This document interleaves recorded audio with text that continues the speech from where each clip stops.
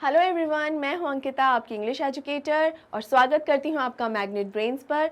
और आज जो हम पढ़ने वाले हैं वो है class 9th English Beehive का chapter 5 the snake and the mirror, और कवर करेंगे इस चैप्टर का एक्सप्लेनेशन। और ये वीडियो होने वाला है इस एक्सप्लेनेशन का पार्ट 1।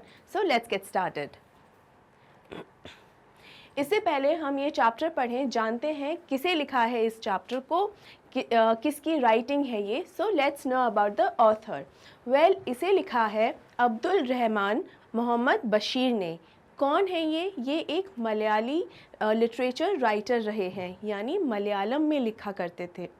इन्हें, चूँकि इनका जन्म वैकोम में हुआ था, इसलिए इन्हें वैकोम मोहम्मद बशीर के नाम से भी जाना जाता है और उसी नाम से ये ज़्यादा फेमस है। इसके अलावा इन्हें एक और नाम भी दिया गया और वो नाम है बेपोर सुल्तान का। ये नाम उन्हें इसलिए दिया गया था क्योंकि उन्होंने अपने बाद के जीवन में जो भी कुछ लिखा था वो एक बेपोर के सुल्तान की तरह लिखा था। इसका मतलब उन्होंने अपने उस किताब में, उस बुक में अपने आप को बेपोर का सुल्तान बताया था, क्योंकि बेपोर में उनकी ये एक जगह है कोझिकोड में। तो इस जगह पे उनका 2 एकड़ का एक प्लॉट था और वो कहते थे कि मैं इस प्लॉट का सुल्तान हूँ, तो इसीलिए इनका नाम हुआ बेपोर का सुल्तान, यानी बेपोर सुल्तान। इनका जन्म वाइकोम में ही हुआ था ऑन 21 जनवरी 1908 और इनकी डेथ हुई थी 5 जुलाई 1994। इसके अलावा इनकी एक और ख़ास बात है कि ये जिस तरीके से लिखते हैं, बहुत ही डाउन टू अर्थ लिखते हैं। इसका ये मतलब है इनकी लिखावट या इनकी जो राइटिंग स्टाइल है वो बहुत ही सिंपल और डाउन टू अर्थ होती है। एक ऐसी भाषा में लिखते हैं जो एक आम आदमी को भी बहुत आसानी से समझ में आती है। उसमें बहुत स्ट्रॉन्ग क्रिटिसिज्म भी होता है, बहुत स्ट्रॉन्ग सटायर भी होता है, लेकिन फिर भी एक ऐसी भाषा होती है जो एक साधारण व्यक्ति को भी समझ में आती है, और ना कि सिर्फ उन लोगों के लिए स्पेसिफिकली वो भाषा होती है जो लिटरेरी क्रिटिक्स होते हैं। इसका मतलब ये है कि जो लोग पूरी तरीके से साहित्य से जुड़े हुए होते हैं, उनका एक अलग लेवल होता है बातों को समझने का। तो बस उनके हाई स्टैंडर्ड के हिसाब से ही बशीर नहीं लिखा करते थे। इनफैक्ट इस तरीके की बातें और इस तरीके के पहलू लाइफ के बारे में अपने राइटिंग में बताया करते थे कि एक आम इंसान, एक साधारण इंसान भी उन्हें बखूबी समझ सकता था और उसके साथ रिलेट कर सकता था।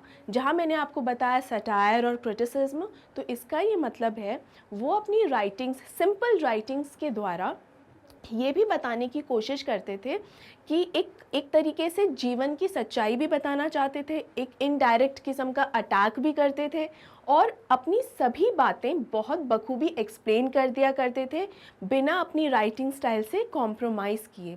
इनके बहुत सारे लिटरेचर वर्क्स हैं जो बहुत ही फेमस हुए हैं। आइए देखते हैं कौन कौन से। बलाए कल साकी उनका एक बहुत ही फेमस पीस ऑफ वर्क है, बहुत ही फेमस हुआ था। इसके अलावा भी उन्होंने बहुत कुछ मलयालम लिटरेचर में लिखा है।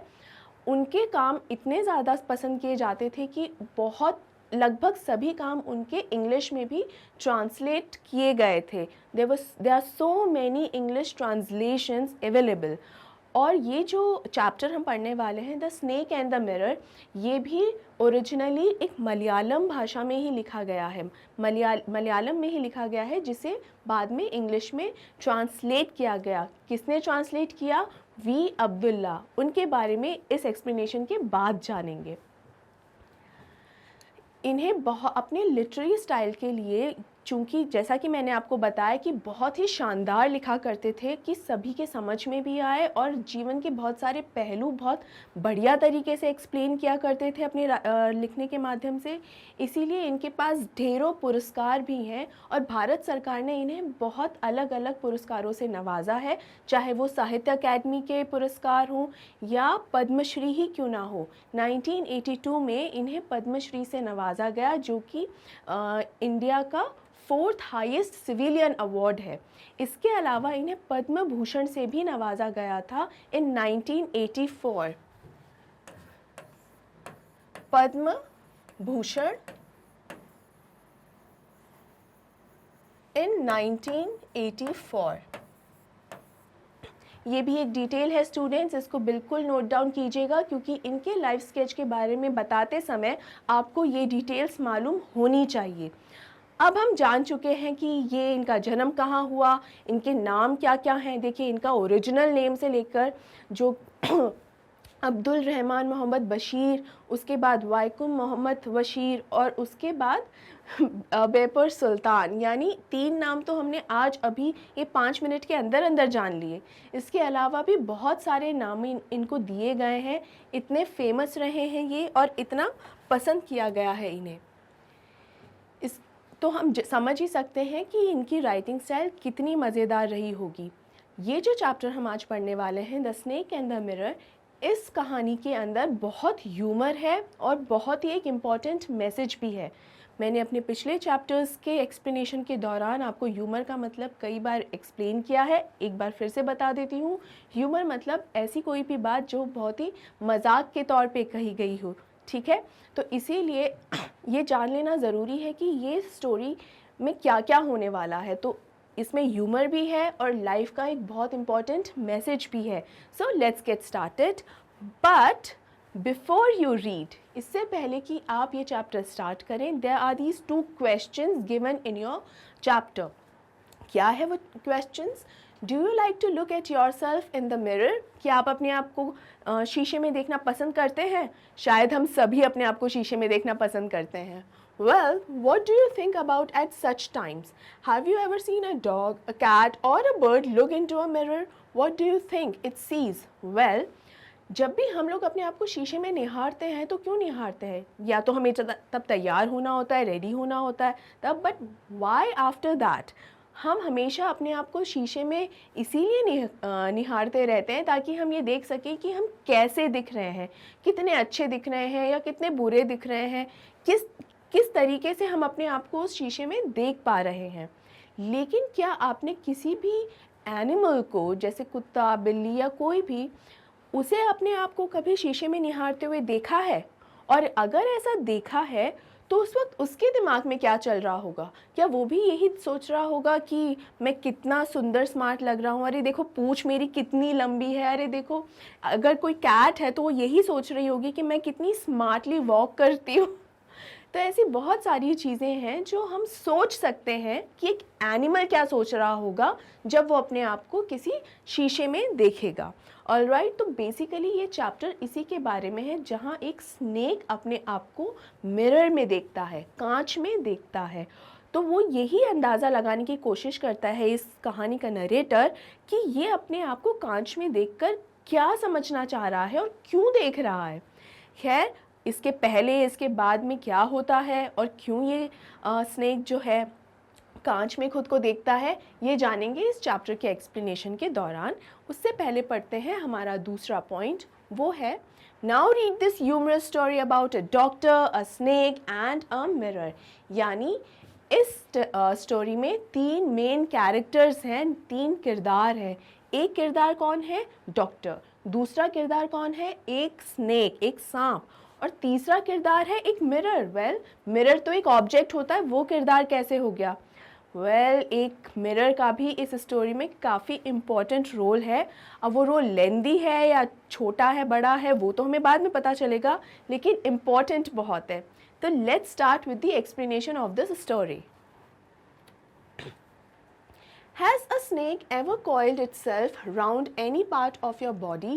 A full-blooded cobra. Well, ये बेसिकली जो चैप्टर स्टार्ट हो रहा है ना, क्या है? ये एक नैरेटिव के अंदर नैरेटिव है। क्या है? नैरेटिव के अंदर एक नैरेटिव है। अब नैरेटिव होता क्या है? नैरेटिव क्या होता है? यानी जो भी नरेशन दे रहे हैं, जो भी बता रहे हैं, यानी स्टोरी जो बताता है वो होता है नरेटर। जो भी स्टोरी बता रहा होता है उसे कहते हैं नरेटर, और जो स्टोरी होती है उसे कहते हैं नैरेटिव। जो भी वो बता रहा है उसे कहते हैं नैरेटिव। तो ये जो चैप्टर है अपने आप में एक स्टोरी है, यानी क्या हुआ? अपने आप में एक नैरेटिव है। और इस चैप्टर के अंदर, इस नैरेटिव के अंदर एक और नैरेटिव है, यानी it has 2 narratives. It has 2 narratives. तो 2 narratives कैसे हुए? बेसिकली एक व्यक्ति है, 4-5 लोग साथ में बैठे हुए हैं, जिसमें से एक व्यक्ति है एक डॉक्टर जो मेन कैरेक्टर है, मेन किरदार है इस स्टोरी में। ऑलराइट, वो अपनी लाइफ का एक इंसिडेंट बता रहा होता है कि उसके जीवन में एक घटना घटी अपने बाकी के उन लोगों को जो उसके साथ बैठे हुए हैं। ये बाकी के जो लोग हैं उनमें से एक व्यक्ति है जो डॉक्टर के इस इंसिडेंट को हमें बता रहा है। ऑलराइट, तो 2 स्टोरीज हो गई कि एक व्यक्ति डॉक्टर के इंसिडेंट को बता रहा है, ये एक नैरेटिव हो गया, और डॉक्टर जो अपने इंसिडेंट को बता रहा है वो दूसरा नैरेटिव हो गया। So there are 2 narratives. Students, ये बात, ये पॉइंट हमेशा ध्यान रखिए, क्योंकि अक्सर क्वेश्चन इस पर फाइनल एग्जाम्स में बनता है, how many narratives are there in this story and which one is the second narrative, which one was the first narrative। तो ये हमेशा ध्यान रखिए कि there are 2 narratives। I hope आपको ये क्लियर हो गया होगा। अब ये जो बात है, ये बेसिकली चर्चा चल रही है आपस में, डॉक्टर और वो जिसके साथ भी बैठा हुआ है उनकी सबकी आपस की बात चल रही है, कोई डिस्कशन चल रहा है, और डिस्कशन करते करते जैसे हम भी बातें करते करते कई बार अपनी लाइफ की कोई किस्सा बताते हैं कि कभी कुछ हुआ था, क्या हुआ था। तो डॉक्टर पर जब ये बात आई तो डॉक्टर भी अपनी लाइफ का एक किस्सा बताने लगा कि किस तरीके से उसका सामना एक कोबरा से हो गया था। एंड कैसे कोबरा से? एक full flooded cobra. Full flooded cobra का मतलब क्या होता है? इसका मतलब होता है कि एकदम भरपूर भरा पूरा कोबरा, मतलब कोई छोटा बच्चा नहीं कोबरा का, एकदम फुल ऑन बड़ा अच्छा मोटा ताज़ा तगड़ा कोबरा एकदम फन उठाए हुए उसके सामने आ गया था। तो उसी के बारे में ये अपनी बात बता रहे होते हैं ये डॉक्टर। तो देखिए किस तरीके से बताते हैं। Has a snake ever coiled itself round any part of your body? तो coiled का मतलब होता है सर्कुलर मोशन में लपेट लेना, यानी एकदम आपके, लेट्स से अगर आपके हाथ पर कुछ कॉइल्ड है तो मतलब एकदम लपटा हुआ है। तो कॉइल्ड मतलब लपटा हुआ स्पाइरल फॉर्म में, यानी गोलाई जैसे फॉर्म में। तो क्या कभी कोई एकदम अच्छा बड़ा मोटा ताज़ा कोबरा आपके ऊपर लपटा है, आपकी बॉडी के किसी भी हिस्से पे ऐसे लपटा है? इस क्वेश्चन से ये डॉक्टर अपनी कहानी शुरू करता है। All of us fail silent, मतलब जितने भी लोग उनकी बात को सुन रहे थे वो एकदम सन्नाटे में आ गए। ऑब्वियसली सन्नाटे में आ जाएंगे, सोचिए हम सांप कितना जहरीला, पॉइजनस, और कोबरा तो बहुत ही खतरनाक होता है, और जब हम उसे सामने दूर से भी देख लेते हैं तो डर ही जाते हैं।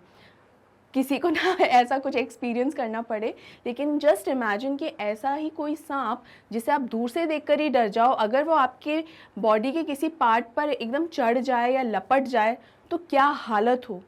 अपनी उसी हालत के बारे में ये डॉक्टर यहाँ एक्सप्लेन कर रहे हैं। All of us felt silent, the question came from the homeopath. ये सवाल किससे आया था? होम्योपैथ से आया था, यानी होम्योपैथी के डॉक्टर हैं जो अपनी ये स्टोरी बता रहे हैं। He is a homeopath, homeopathy के डॉक्टर हैं।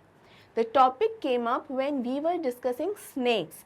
We listened attentively as the doctor continued with his tale. Well, सांपों की शायद कोई चर्चा ये लोग कर रहे थे, तो सांपों की बात करते करते जो ये होम्योपैथी डॉक्टर हैं उन्होंने अपने इस इंसिडेंट के बारे में याद किया होगा। उन्हें किया भी क्या होगा, अपने आप उनके जहन में ये याद आ गया होगा, और वो इस इंसिडेंट के बारे में अपनी जो स्टोरी है, टेल जो है वो स्टोरी को कहते हैं, टेल इज़ स्टोरी, अपनी स्टोरी के बारे में बताने लगे। ओके, तो कैसे स्टार्ट होती है story? It was a hot summer night about 10 o'clock। I had my meal at the restaurant and returned to my room। अब ये अपने उस समय की बात कर रहे हैं जब अभी भी वो काफ़ी यंग थे, अपने एकदम यंग एज में थे, और अपनी होम्योपैथी की प्रैक्टिस कर रहे थे। प्रैक्टिस मतलब जब हम जैसे वो डॉक्टर जब बन गए तो उन्होंने अपना जब क्लिनिक स्टार्ट किया, लोग पेशेंट्स आते हैं तो वो अपनी प्रैक्टिस कर रहे थे।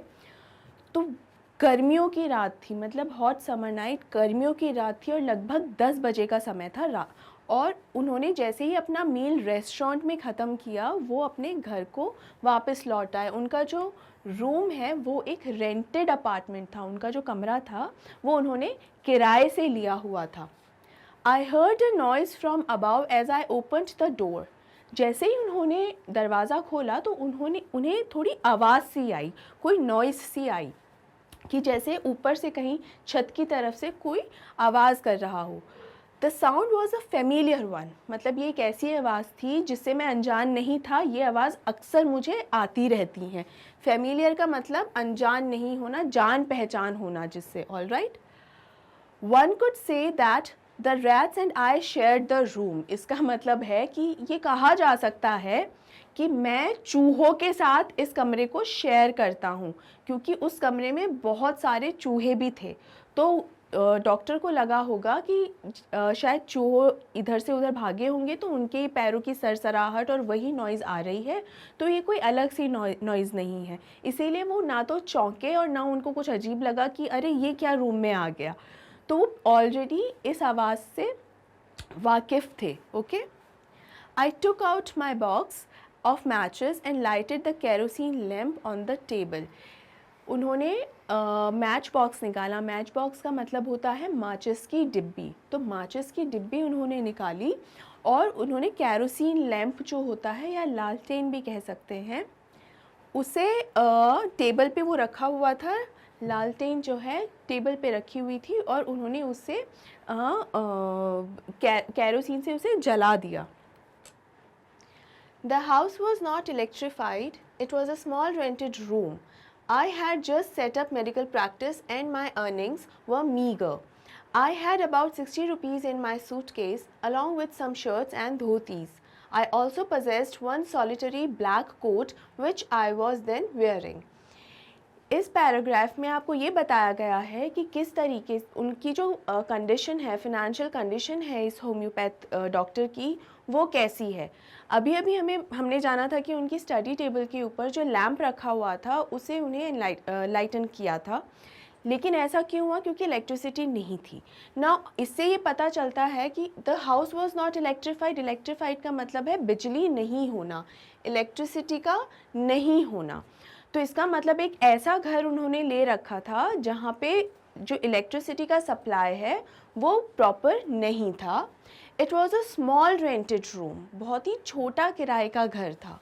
And I had just set up my medical practice and my earnings were meagre. Now ये बहुत ही एक यंग और एकदम न्यूली प्रैक्टिसिंग मेडिकल पर्सन थे, जो अभी अभी जिन्होंने अपना काम स्टार्ट किया है, अभी अभी अपनी मेडिकल प्रैक्टिस स्टार्ट की है। और इनकी जो अर्निंग्स थी वो भी बहुत ज़्यादा नहीं थी। इनकी अर्निंग्स थी सिर्फ कितनी? I had about 60 rupees in my suitcase. इनके पास सिर्फ 60 रुपीज़ ही थे। तो इनकी अर्निंग्स भी बहुत ज़्यादा नहीं थी और पास में सिर्फ 60 रुपीज़ थे। अब मीगर का मतलब क्या होता है? इसका पहले तो इसका प्रोनाउंसिएशन देखिए। इसका प्रोनाउंसिएशन है मीगर। Okay, meagre. और मीगर का मतलब क्या होता है? बहुत ही मामूली। ओके, मामूली सी इनकी अर्निंग्स थी। बहुत ज़्यादा इनकी एज अभी नहीं थी, प्रैक्टिस करते हुए बहुत ज़्यादा टाइम हुआ नहीं था। और इनके पास जो बैकअप मनी हम कह सकते हैं, जो थोड़े बहुत पैसे लेकर हम अपने घर से आते हैं बाहर शहर में, वैसा जो पैसे होते हैं वो इनके पास सिर्फ कितने थे? ₹60। All right. इसके अलावा इनके सूटकेस में और क्या क्या था? इनके सूटकेस में था, along with some shirts and dhotis, I also possessed one solitary black coat which I was then wearing. Now सबसे पहले तो देखिए solitary का मीनिंग क्या होता है। solitary का मतलब होता है the only, यानी एकमात्र, just that, जो एकमात्र बताना, या the only भी हम इसको बोल सकते हैं। ठीक है, तो उनका कहने का मतलब है कि उनके बैग में वो क्या क्या लेकर शहर आए हैं। तो एक तो उन्होंने बताया ओनली ₹60। देन कम्स सम शर्ट्स, कुछ शर्ट्स हैं उनके पास, कुछ धोतीज़ हैं उनके पास, और उसके अलावा उनके पास क्या है? एक सॉलिटरी ब्लैक कोट, यानी उनके पास एक ब्लैक कोट है और एकमात्र वही कोट उनके पास है। विच आई वॉज देन वियरिंग, जो उस वक्त उन्होंने पहना हुआ था। देखिए इस पूरे पैराग्राफ से हमें ये पता चलता है कि उनके पास क्या क्या है, किस तरीके के रूम में वो एक रह रहे हैं। किराए का एक कमरा है जहाँ पे इलेक्ट्रिसिटी आ नहीं रही है, इसीलिए उन्हें केरोसिन वाला लैंप जलाना पड़ा था। उसके अलावा उन्होंने अभी अभी अपना काम शुरू किया है, तो उनकी जो अर्निंग्स हैं वो भी बहुत ज़्यादा नहीं है। उसके अलावा जो पैसे उनके पास हैं वो कितने हैं, सिर्फ ₹60। और जो कपड़े उनके पास हैं वो भी बहुत ज़्यादा कपड़े नहीं हैं, एक ही सूटकेस है उनके पास। तो आप देखिए, आप जब शहर में शिफ्ट हो रहे होते हैं, किसी भी अपनी जगह को छोड़कर कहीं और जा रहे होते हैं, तो सामान थोड़ा सा इतना लेकर जाते हैं कि वहाँ आपका सर्वाइवल होने में थोड़ी सी आसानी रहे। लेकिन यहाँ इनके पास सिर्फ एक सूटकेस है, और कपड़ों में क्या क्या है, कुछ शर्ट्स हैं, कुछ धोतीज़ हैं, और सिर्फ एक ही काले रंग का कोट है जो उस वक्त उन्होंने पहना हुआ है। तो इनकी जो फिनेंशियल कंडीशन है इन डॉक्टर की, वो बहुत ज़्यादा अच्छी नहीं है। ये जो छोटी छोटी डिटेल्स हैं स्टूडेंट्स, उनका भी आपको ख़ास ख्याल रखना है, क्योंकि इन पर भी आप क्वेश्चंस बनते हैं। सो आई होप ये डायरेक्ट क्वेश्चंस जो बनते हैं उसमें आप अपने मार्क्स बिल्कुल भी लूज़ नहीं करेंगे। ओके, चलिए आगे बढ़ते हैं। I took off my black coat, white shirt and not so white vest and hung them up. यानी जैसे ही वो अब आए तो वो चेंज करके अब सोना चाहते थे, तो उन्होंने अपने ब्लैक कोट को और वाइट शर्ट को, जो काला कोट और सफ़ेद शर्ट उन्होंने पहनी हुई थी, उसे खूंटी में टांग दिया। और उन्होंने एक वेस्ट भी पहना हुआ था। तो वेस्ट क्या होता है? वेस्ट बेसिकली होता है, अगर आपको पता हो कि 3 पीस सूट होते हैं, तो जैसे कोट होता है, कोट के अंदर और जो शर्ट पहनते हैं, तो शर्ट के ऊपर एक स्लीवलेस जैकेट जैसा भी पहना जाता है, और उस स्लीवलेस जैकेट के ऊपर कोट पहनते हैं। तो जो स्लीवलेस सी जैकेट होती है, श्रग जैसी होती है, उसे वेस्ट कहा जाता है। तो उनका जो वेस्ट था वो वैसे तो वाइट कलर का ही था, लेकिन शायद उन्होंने उसे बहुत बार पहना होगा, तो वो अब उतना सफ़ेद रहा नहीं है। ठीक है, तो फिर से ये उनकी एक कंडीशन दिखाता है, उनकी एक माली हालत दिखाता है कि एक ऐसा वेस्ट जो बहुत बार पहना जा चुका है, शायद बहुत पुराना हो चुका है कि उसका सफ़ेद रंग हल्का सा पीला भी पड़ चुका होगा, लेकिन वो एक दूसरा नया वेस्ट नहीं अभी खरीद रहे हैं, क्योंकि शायद नहीं खरीद सकते। ऑलराइट, आगे बढ़ते हैं। I opened the 2 windows in the room. It was an outer room with one wall facing the open yard. यानी जैसे ही उन्होंने अपने कपड़े जो हैं वो हैंगर में टांग दिए, खूंटी पर लटका दिए, तो उसके बाद जैसे कि फर्स्ट सेंसम की फ़र्स्ट लाइन ही थी कि वो गर्मियों का समय है, तो बिजली तो थी नहीं, तो फ़ैन कैसे ऑन करेंगे, तो उन्होंने अपने कमरे के जो खिड़कियां थी उसे खोल दी। और ये जो रूम था वो एक आउटसाइड पर एक आउटर रूम था, यानी बाहरी दिशा के ऊपर एक रूम था, तो हवा अच्छी आती थी। It had a tiled roof with long supporting gables that rested on the beam over the wall. इसका मतलब ये है कि उसकी जो छत थी वो टाइल की छत थी। ओके, जिसे with long supporting gables। ना gables क्या होते हैं? gables बेसिकली होते हैं कि अगर हम मान लीजिए एक बहुत ही पुरानी एक झोपड़ी का डायग्राम एक मैं अगर आपको एक्सप्लेन करूं, आई थिंक ये एक ऐसी हट है जो हर किसी ने बनाई ही होगी। ऑलराइट, तो गैबल बेसिकली क्या हुआ, ये हमारे जो डोर का हिस्सा होता है वो, और ये जो हिस्सा बेसिकली होगा, ये इस हिस्से को गैबल्स कहा जाएगा। मतलब ये इस तरीके की वॉल होती है जो सामने वाली वॉल जो है और जो छत की जगह है, उन दोनों को ही एक सपोर्ट प्रोवाइड करवाती है। आई होप आपको समझ में आ गया होगा कि घर का कौन सा हिस्सा गैबल्स कहलाता है। अगर आप जानते हैं कि छज्जा क्या है, छज्जा जो किसी भी खिड़की पे एक तरीके की छाते की तरह उसे बनाया जाता है कि बारिश हो तो पानी सीधा कमरे के अंदर ना आए, तो उस छज्जे के ऊपर की जो वॉल जो होती है वो गैबल्स कहलाती है। ऑलराइट, आई होप आपको ये क्लियर हो गया होगा। So with supporting gables that rested on the beam over the wall, ये बेसिकली इस गैबल्स के बारे में ही बता रहा है, अपने रूम का डिस्क्रिप्शन दे रहा है कि किस तरीके का रूम है। एक खुला हुआ सा रूम है, अकेला बाहर की तरफ, यानी कोई किसी बिल्डिंग का कोई हिस्सा नहीं है ये रूम, अब सिंगल रूम है और सेपरेटेड सा रूम है, अलग सा रूम है। और गैबल्स का और टाइल्स की छत है उसकी, और गैबल्स से बीम वगैरह को सबको सपोर्ट मिला हुआ है। तो बहुत ही साधारण सा कमरा है, कुछ भी ऐसा कमरा भी नहीं है जो बेसिक, जब हम मानो अगर कोई रेंट के लिए देखना चाहता है तो सबकी कोई ना कोई रिक्वायरमेंट्स होती हैं, लेकिन इस कमरे का डिस्क्रिप्शन सुन के लगता है कि इस डॉक्टर की कोई स्पेसिफिक रिक्वायरमेंट नहीं थी, क्योंकि माली हालत तो थी नहीं, अगर अच्छा कमरा ढूंढने जाएंगे तो उसका रेंट भी उतना ही अच्छा होगा। तो उन्हें सिर्फ एक ऐसा कमरा चाहिए था जहां वो सोने के लिए कमरा चाहिए कि हाँ मैं कहीं मुझे ठहरने को जगह मिल जाए, बस। वो कितना अच्छा है या कितना बुरा है या उसकी कंडीशन कितनी ख़राब है, ये सब जांचने का शायद इनके पास मार्जिन ही नहीं है। तो यही कंडीशन उस रूम की बताने के लिए और उनकी माली कंडीशन समझाने के लिए ये सब एक्सप्लेन किया गया है।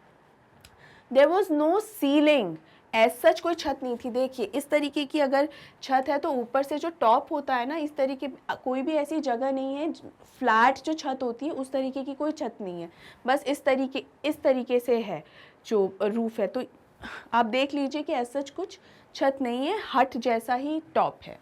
Alright, there was a regular traffic of rats to and from the beam, यानी जो उसकी बीम है वहाँ पर हर समय जो चूहे हैं हर समय मंडराते रहते हैं। I made my bed and pulled it close to the wall. मैंने जो मेरा बेड बनाया का मतलब है कि चादरें वगैरह झाड़ के, मतलब सोने के लिए एकदम मैंने अपना जो पलंग है, जो बेड है, उसको तैयार किया और उसको खिसका के दीवार की तरफ ले गया। क्यों? क्योंकि वहीं खिड़कियों की तरफ ले गया ताकि थोड़ी सी हवा लगे, क्योंकि बहुत गर्मी थी। I lay down but I could not sleep. I got up and went out to veranda for a little air, but the wind god seemed to have taken time off. इसका ये मतलब है कि वो सोने की कोशिश कर रहे थे, लेकिन इतनी गर्मी थी कि उनको नींद आई ही नहीं। तो वो क्या करते, इसीलिए थोड़ी देर बाहर वरांडा में चले गए। वरांडा क्या होता है? बरामदा या आंगन जो है। तो इस रूम के साथ एक छोटा सा आंगन भी था कमरे के बाहर, वहाँ ये चले गए ताकि उन्हें थोड़ी सी तो हवा मिले। लेकिन जैसे ही वो वहाँ पहुँचे तो उन्हें ऐसा लगा कि शायद विंड गॉड यानी पवन देवता जो हैं शायद आज वो छुट्टी पर हैं। हैज़ टेकन टाइम ऑफ का मतलब है कि शायद आज पवन देवता छुट्टी पर हैं, क्योंकि ज़रा सी भी हवा बह नहीं रही है और इतनी ज़ोरों की गर्मी है। रूम के अंदर हवा नहीं आ रही है और बाहर गए तो बाहर भी हवा नहीं है, तो हालत कुछ ज़्यादा ही ख़राब हो रही है। I went back into the room and sat down on the chair. I opened the box beneath the table and took out a book, the Materia Medica. Materia Medica का मतलब होता है मेडिकल रिलेटेड बुक है, जिसके अंदर वो, चूँकि वो एक डॉक्टर ही थे तो इसलिए वो मेडिकल से रिलेटेड कोई बुक पढ़ने लग गए। तो बाहर भी कोई हवा तो चल नहीं रही थी और गर्मी उन्हें बहुत लग रही थी और इतनी रात हो चुकी थी, तो क्या किया जाए। तो वापस वो कमरे में लौटे और अपना जो एक स्टडी टेबल होता है वहाँ जाके चेयर में बैठ गए और ड्रॉर से, टेबल की ड्रॉर से एक बुक निकाली और उस बुक का नाम है मटेरिया मेडिका। मटेरिया मेडिका जैसे मैंने बताया मेडिकल साइंस से रिलेटेड बुक, जिस पे वो रीड करना चाहते थे। I opened it at the table on which stood the lamp and a large mirror. A small comb lay beside the mirror. मैंने उसे ओपन किया टेबल पे। जैसे ही उन्होंने अपनी बुक को ओपन की, on which stood the lamp and a large mirror, जो स्टडी टेबल है, जैसे ही उन्होंने अपनी बुक खोली पढ़ने के लिए तो उसी टेबल पे अचानक से उनकी नज़र गई कि इस टेबल पे और क्या क्या रखा हुआ है। तो एक तो लैम्प रखा हुआ था जो उन्होंने आते ही जलाया था, उसके अलावा एक लार्ज मिरर यानी एक बड़ा सा शीशा भी रखा हुआ था। एक छोटा सा कंघी, कोम का मतलब होता है कंघी, बाल बनाने की कंघी, ले बिसाइड द मिरर यानी शीशे के पास एक कंघी भी रखी हुई थी। तो ये सारा सामान था जो टेबल के ऊपर रखा हुआ था। Alright, one feels tempted to look into a mirror, यानी जब हम मिरर में देखते हैं तो हमें बहुत ही बढ़िया लगता है कि हम देखें कि हम कैसे नज़र आ रहे हैं। और शीशा जब रखा हो पास में तो उसे इग्नोर करना थोड़ा सा मुश्किल हो ही जाता है। और इस डॉक्टर के साथ भी सेम वही किस्सा हुआ। बैठे तो थे मटेरिया मेडिका पढ़ने के लिए, लेकिन जैसे ही नज़र गई एक शीशे पर और उसके पास में रखी एक कंघी पर, तो वो खुद को रोक नहीं पाए और वो टेम्प्टेड हो गए। टेम्प्टेड का मतलब है एकदम उसकी ओर आकर्षित हो जाना। ऑलराइट, टेम्प्टेड का मतलब होता है एकदम आकर्षित हो जाना। तो बुक तो कर दी उन्होंने बंद, और फिर क्या किया आइए चलिए जानते हैं। One feels tempted to look into a mirror when it is near one. अगर पास में शीशा रखा हो तो उसको इग्नोर करना बहुत ही मुश्किल हो जाता है। In those days, I was a great admirer of beauty and I believed in making myself look handsome. I was unmarried and I was a doctor. देखिए यहाँ पे एक बहुत ही बढ़िया बात कही है। जैसे ही मैं वो कह रहे हैं कि जैसे ही मैंने उस शीशे को देखा तो मैं उसे बिल्कुल भी इग्नोर नहीं कर पाया। मैं उन दिनों, देखिए ये इनके बहुत ही यंग डेज़ की बात है जब डॉक्टर बहुत यंग थे और अनमैरिड थे। अनमैरिड बैचलर थे, अभी तक इनकी शादी नहीं हुई थी। तो इनकी शादी अभी तक नहीं हुई है, ये दिखने में भी अच्छे हैं, एकदम यंग हैं और वो एक डॉक्टर भी है, मतलब हाईली क्वालिफाइड भी हैं। तो चारों एंगल से एकदम बहुत ही परफेक्ट वो अपने आप को समझ रहे थे कि मैं कितना बढ़िया, मेरी क्वालिफिकेशन इतनी अच्छी है, एकदम यंग हूँ, एकदम इतना हैंडसम हूँ और शादी हुई नहीं है मेरी। तो वो सोच रहे थे कि मैं अपने आप को देखूं इस शीशे में। तो उन्होंने क्या किया, अपने आप की ही जो सुंदरता है इन डॉक्टर की उसको ही एडमायर करने लगे, खुद ही उसकी तारीफ़ करने लग गए। यानी यहाँ मैं आपको एक वर्ड बताना चाहूँगी, नार्सिसिस्ट। नार्सिसिस्ट, नार्सिसिस्ट वो व्यक्ति होता है मुँह मियाँ मिट्ठू, यानी अपने आप की ही तारीफ़ करने वाला व्यक्ति, उसे कहते हैं नार्सिसिस्ट। ये वर्ड आप इस चैप्टर में आंसर्स लिखते समय बिल्कुल यूज़ कर सकते हैं और डॉक्टर के लिए ये शब्द यूज़ कर सकते हैं, नार्सिसिस्ट, NARCISSIST, नार्सिसिस्ट। ऑलराइट, तो वो अपने आप की ही ब्यूटी को एडमायर करने लगे, अपने आप को ही देखकर कहने लगे कि मैं कितना सुंदर दिखता हूँ, अब मैं कितना हैंडसम हूँ और अभी तक मेरी शादी भी नहीं हुई है और मैं हाईली क्वालिफाइड भी हूँ। मतलब एक अच्छी लड़की से शादी करने के सभी गुण हैं मुझ में और मुझे एकदम बेस्ट वाइफ मिलनी चाहिए क्योंकि मुझ में तो कोई कमी है ही नहीं। आगे उन्होंने फिर क्या किया, I felt I had to make my presence felt. I picked up the comb and ran it through my hair and adjusted the parting so that it looked straight and neat. Again I heard that sound from above. So I felt I had to make my presence felt. इसका ये मतलब है कि उन्हें अचानक से ये एहसास हुआ कि उन्हें इस तरीके से दिखना या रहना चाहिए कि वो कि सबकी नज़रों में आ सकें। सब जब उन्हें देखें तो सब कहें कि कितना सुंदर, कितना हैंडसम नौजवान है। तो इसलिए उन्होंने अचानक से उनके अंदर एक एनर्जी सी आ गई कि अब तो मैं अपने आप को और भी प्रेजेंटेबल दिखाऊंगा और भी बढ़िया तरीके से मैं अपने आप को रखूंगा। और इसी सोच के साथ उन्होंने क्या किया, I picked up the comb, उन्होंने वो कंघी उठाई and ran it through my hair, अपने बाल बनाने लग गए। And adjusted the parting so that it look straight and neat. Parting का यहाँ मतलब होता है कि जो मांग हम निकालते हैं, तो he started parting his hair, अपने बाल अच्छे से बनाने लगे। जिस साइड में भी पार्टिंग करनी थी, साइड पार्टिंग या मिडल पार्टिंग, जो भी उनको हेयर स्टाइल चाहिए थी, वो अपनी सर में मांग निकाल के बढ़िया तरीके से एकदम बाल अपने बनाने लगे ताकि वो बाल जो हैं एकदम नीट दिखाई दे, बने सुथरे दिखाई दे। Alright, again I heard that sound from above. अब वो तो अपने आप को एकदम निखारने में बिजी हो गए, तो भूल गए कि इर्द गिर्द क्या चल रहा है। But all of a sudden अचानक से उनका ध्यान किस तरफ गया, एक आवाज़ हुई फिर से। कैसी आवाज़, सरसराहट भरी आवाज़। तो उन्होंने क्या किया, I took a close look at my face in the mirror. Well, वो अपने आप में इतना खोए हुए थे कि उन्होंने फुल ऑन उस आवाज़ को इग्नोर कर दिया। उसे इग्नोर करने का ही कारण ये भी था कि उन्हें फिर से यही लगा कि शायद चूहों की ही सरसराहट की आवाज़ है, तो क्यों ध्यान देना है, तो चलो छोड़ो और अपनी ब्यूटी पे, अपनी सुंदरता को और निखारने पे ध्यान दिया जाए। और फिर से उन्होंने अपना चेहरा उस शीशे में वापस से देखा। I made an important decision, और अपने आप को देखते देखते उन्होंने उसी समय एक बहुत ही ज़रूरी फैसला लिया।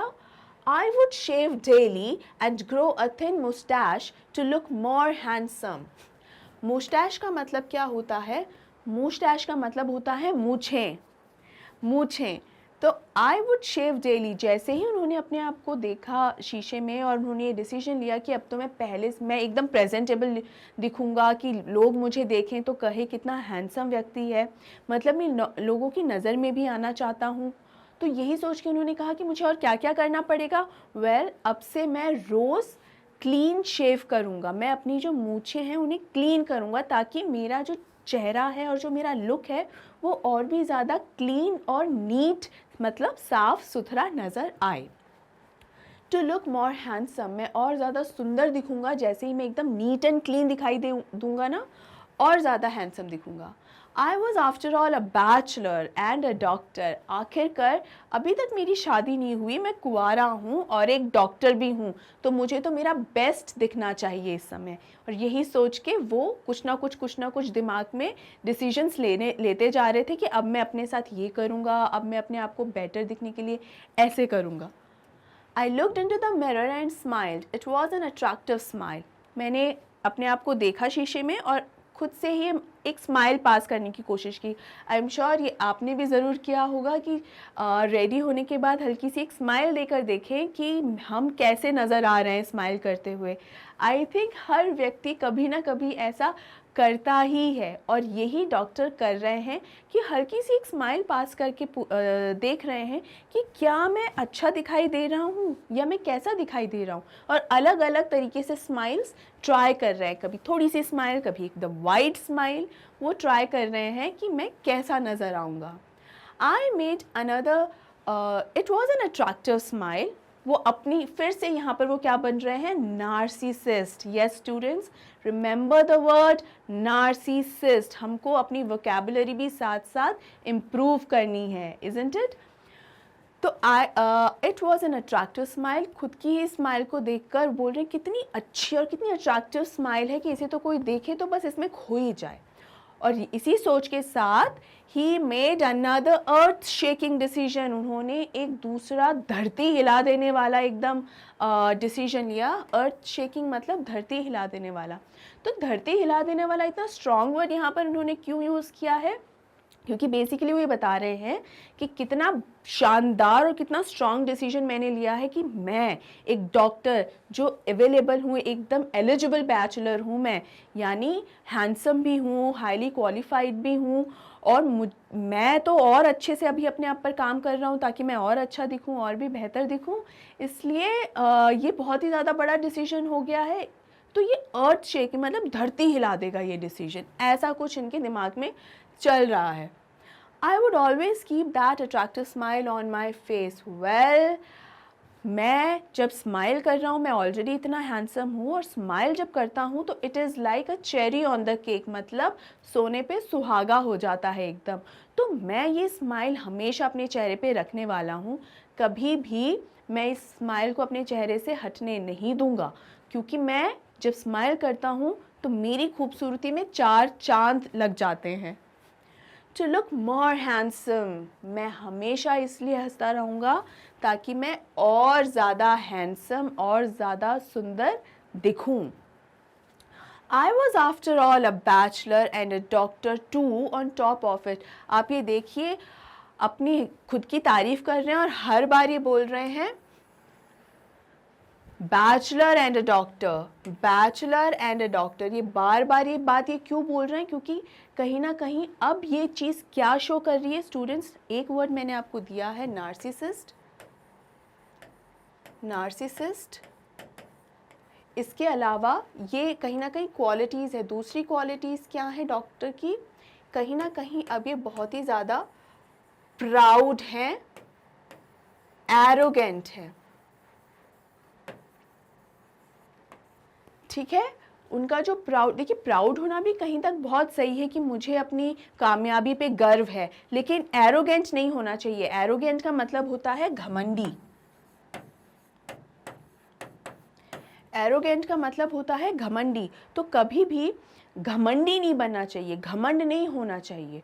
तो ये हमेशा ध्यान रखना चाहिए हम सभी लोगों को।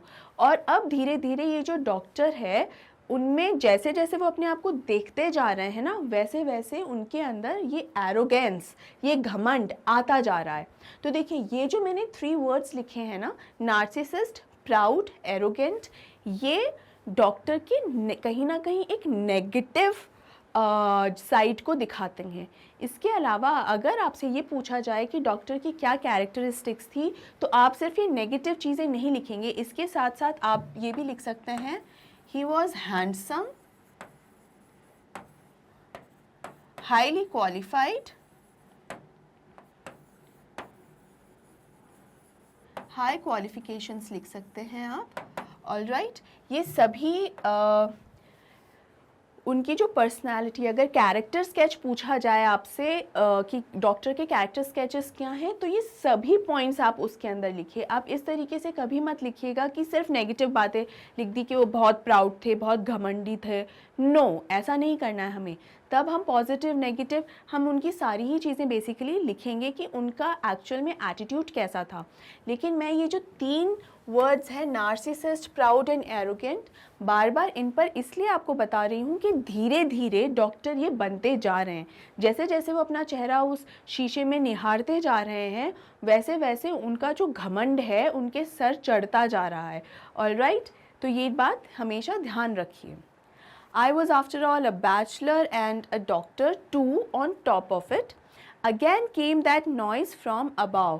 अभी फिर से उनकी ये जो ख्यालों के जो दौर चल रहा था ना, फिर से थोड़ा सा डिस्टर्ब हुआ। फिर उसी आवाज़ से जो थोड़ी देर पहले आ रही थी, सरसराहट की आवाज़। तो बार बार ऑल्दो उन्हें मालूम है कि हाँ यहाँ पे रैट्स हैं, यहाँ चूहे हैं, और उनके वो जब इधर से उधर होते हैं तो उसकी आवाज़ बहुत आती है और डिस्टर्बेंस क्रिएट होता है। भले ही आप कितना भी जानते हैं, लेकिन बार बार जब ये आवाज़ आए तो आपका जो नज़र है वहाँ पर जाए बिना रहता नहीं है। तो इस बार फिर से वही आवाज़ आई, तो इस बार क्या डॉक्टर ने कुछ किया? I got up, paced up and down the room, then another lovely thought struck me. It says कि फिर से उन्होंने कुछ नहीं किया, उस आवाज़ पे कोई गौर नहीं किया। फिर से पूरी तरीके से वो उस सरसराहट की आवाज़ को इग्नोर कर चुके हैं, और उनका ये जो प्लानिंग और डिसीजन मेकिंग अभी चल रहा है ना, कि मैं अपने आप को और सुंदर दिखाने के लिए और बेटर दिखाने के लिए क्या क्या करूँगा, तो वो अब और उसमें और चीज़ें ऐड होती चली जा रही हैं। तो उन्होंने क्या किया? I got up, यानी वो जल्दी से अपनी चेयर से उठ गए। Paced up and down the room, paced up and down the room का मतलब बेसिकली क्या होता है कि कमरे में दाएं से बाएं, बाएं से दाएं एकदम चक्कर लगाने लग गए, कभी इधर जा रहे हैं कभी उधर जा रहे हैं, एकदम सोच विचार में कि मुझे और क्या करना चाहिए, मुझे और क्या करना चाहिए। मतलब फुल ऑन वो इस ख्याल में खो चुके हैं कि मैं अपने आप को बेस्ट पॉसिबल वे में कैसे प्रेजेंट करूँगा पूरी दुनिया के सामने, कि जब कोई भी मुझे देखे तो बस देखता ही रह जाए। I would marry, this is another decision कि मैं शादी करूँगा। I would get married to a woman doctor who had plenty of money and a good medical practice. यानी मैं जिस लड़की से शादी करूँगा ना, उसे भी डॉक्टर ही होना चाहिए, मैं भी डॉक्टर, वो भी डॉक्टर। तो यहाँ ये है कि मैं इतना हाईली क्वालिफाइड हूँ, तो मैं किसी ऐसी लड़की से शादी नहीं करूँगा जो ज़्यादा क्वालिफ़िकेशन जिसके पास ना, वो भी उतनी ही पढ़ी लिखी होनी चाहिए जितना मैं हूँ, ताकि हम दोनों का ज़्यादा बेहतर अंडरस्टैंडिंग बन सके, क्योंकि वो भी ज़्यादा पढ़ी लिखी होगी तो मेरी बातों को अंडरस्टैंड कर पाएगी और मैं उसे अंडरस्टैंड कर पाऊँगा। Who had plenty of money, एक ऐसी डॉक्टर से जिसके पास बहुत ज़्यादा पैसा हो और जो एक अच्छी मेडिकल प्रैक्टिस करती हो। यानी डॉक्टर की प्रैक्टिस तो अभी अभी शुरू हुई है, लेकिन अपनी वाइफ से क्या एक्सपेक्ट कर रहा है? वो डॉक्टर भी होनी चाहिए, वो बहुत ज़्यादा अमीर भी होनी चाहिए, बहुत ज़्यादा पैसा उसके पास होना चाहिए, और उसकी मेडिकल प्रैक्टिस भी बहुत ही शानदार चलती हुई होनी चाहिए। अब ये चीज़ें वो क्यों एक्सपेक्ट कर रहा है? क्योंकि उसके पास खुद के पास तो बहुत ज़्यादा पैसा है नहीं। बहुत ज़्यादा पैसा आने के लिए उसे बहुत ज़्यादा वेट करना पड़ेगा, और उसकी मेडिकल प्रैक्टिस तो अभी अभी शुरू हुई है। तो एक अच्छी मेडिकल प्रैक्टिस के लिए उसे उतना समय उसके लिए देना भी पड़ेगा, उतना टाइम इन्वेस्ट भी करना पड़ेगा। तो मुझे तो बहुत रईस बनने में समय लगेगा, तो क्यों ना मैं ऐसी किसी लड़की से शादी कर लूँ जो डॉक्टर भी है, यानी हाईली क्वालिफाइड भी हो गई, जो अमीर भी है, तो मुझे भी बहुत ज़्यादा वेट नहीं करना पड़ेगा अमीर होने के लिए, और जिसकी मेडिकल प्रैक्टिस ऑलरेडी बहुत अच्छी चल रही हो, तो वो मुझे भी कहीं ना कहीं मेरे प्रोफेशन में और करियर में बहुत हेल्प करेगा। She had to be fat, वो मोटी होनी चाहिए, हेल्दी होनी चाहिए। Now this is kind of funny कि क्यों वो ऐसी एक वाइफ चाहते हैं जो हेल्दी हो, for a valid reason, and he has a valid reason for such a demand, यानी उनके पास एकदम सही कारण है कि क्यों उनको एक ऐसी लड़की चाहिए जो हेवियर साइड में हो। If I made some silly mistake and needed to run away, she should not be able to run after me and catch me. Well, it is a bit funny. उन्होंने कहा कि मुझे एक ऐसी लड़की चाहिए जो थोड़ी सी हैवी हो, थोड़ी मोटी हो। क्यों? क्योंकि अगर मुझसे कल को कहीं कोई गलती हो जाए, मैं कहीं कुछ कह दूं या कहीं कुछ गलत कर दूं, और वो अगर मेरे पीछे मारने को दौड़े, तो मैं तो झट से छूमंतर हो जाऊंगा, और चूंकि वो फैट होगी तो वो मेरे पीछे भाग नहीं पाएगी मुझे मारने के लिए। इसलिए मुझे एक ऐसी लड़की चाहिए जो मुझे मार पीट भी ना सके, मेरे पीछे भाग ना सके। ऑलराइट, तो उन्होंने अपनी सारी डिटेल्स यहाँ बता दी कि उनको किस तरीके की वाइफ चाहिए। With such thoughts in my mind, I resumed my seat in the chair in front of the table. There were no more sounds from the above. यानी अब वो वापस से, ये सब उनके दिमाग में चल रहा था सारा कुछ, और बहुत ही खुश हो रहे थे वो, खुद से ही सोच के, खुद से ही डिसीजंस ले के, दिमाग में कोई ना कोई प्लानिंग करके खुद से ही खुद खुश होते जा रहे थे। और वापस आके अपनी चेयर पे, जो स्टडी टेबल के पास जो चेयर थी, वहाँ आकर वापस से बैठ गए। और अब जो आवाज़ें आ रही थी ना सरसराहट की, वो आना भी बंद हो गया। तो ऑल्दो वो इस आवाज़ पे ध्यान नहीं दे रहे थे कि कहाँ से आ रही हैं, क्योंकि पता है ना कि चूहे हैं, लेकिन उनको सुनाई ज़रूर दे रहा है कि हाँ आवाज़ हो रही है। And all of a sudden अब सन्नाटा हो गया। There is no noise at all. Suddenly there came a dull thud as if a rubber tube had fallen to the ground. Surely nothing to worry about.